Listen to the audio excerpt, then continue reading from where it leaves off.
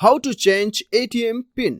नमस्कार दोस्तों, स्वागत करता हूं आप सभी को टेकीराज यूट्यूब चैनल पर। आज के इस वीडियो में हम सीखेंगे कि कैसे आप यस बैंक या फिर किसी भी बैंक का एटीएम पिन को कैसे बदल सकते हैं।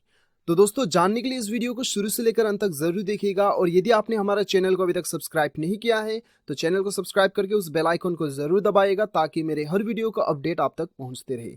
तो दोस्तों, चलिए बिना देर के हुए शुरू करते हैं। तो दोस्तों, ये वीडियो पे मैं आपको बताऊंगा दो तरीके से आप अपना एटीएम पिन को चेंज कर सकते हैं। यानी कि एक केस ये होता है कि दोस्तों, आपको अपना एटीएम पिन जो है बहुत पुराना लग गया है और आप जो है नया एटीएम पिन जनरेट करना चाहते हैं, चेंज करवाना चाहते हैं। एक तो ये केस होता है और दूसरा केस होता है कि आप अपना एटीएम पिन भूल चुके हैं और आप रिकवर करना चाहते हैं। तो ये दो केस में भी आपको क्या करना है वो मैं आपको बताऊंगा। तो सबसे पहले तो हम जानते हैं कि यदि आप जो है अपना एटीएम पिन को चेंज करना चाहते हैं तो वो आप कैसे करते हैं। तो सबसे पहले तो आप अपना एटीएम में जाएंगे और एटीएम में जाने के बाद आपको स्वाइप करना होगा आपका एटीएम। उसके बाद में आपको यहाँ पे बताया जाएगा कि आपका लैंग्वेज चूज करने के लिए, ठीक है।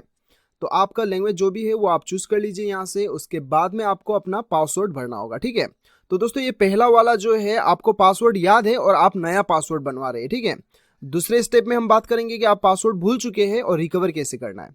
तो फिलहाल तो हम देखते हैं, आपको यहाँ पे अपना पासवर्ड जो आपको अभी फिलहाल आपका पासवर्ड है वो भरना है। उसके बाद में आपको एंटर पे दबाना है।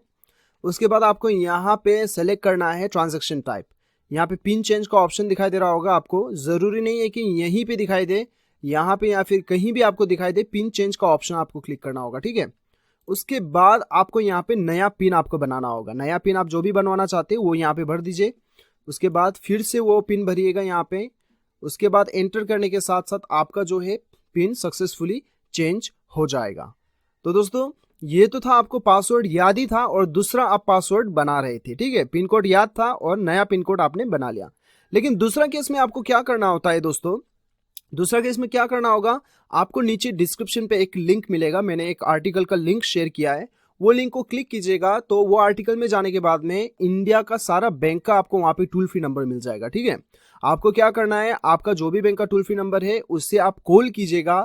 कॉल करके कस्टमर केयर को बताइए कि आपको अपना एटीएम का जो है पिन जो है वो आपको चेंज करवाना है, आप भूल चुके हैं। तो वो केस में क्या होगा कि दोस्तों, आपको एसएमएस सर्विस प्रोवाइड किया जाएगा। आपको एक नंबर दिया जाएगा जिस नंबर में आपका डेबिट कार्ड का यानी कि एटीएम कार्ड का लास्ट 4 डिजिट नंबर रहता है, वो नंबर आपको एसएमएस करना होता है, ठीक है। आपको कस्टमर केयर जो नंबर देगा वो नंबर पे आपको आपका एटीएम का 4 डिजिट लास्ट नंबर भेजना होता है और आपको अपना पासवर्ड जो है एसएमएस के जरिए से ही मिल जाएगा। इस प्रकार से आप रिकवर कर सकते हैं।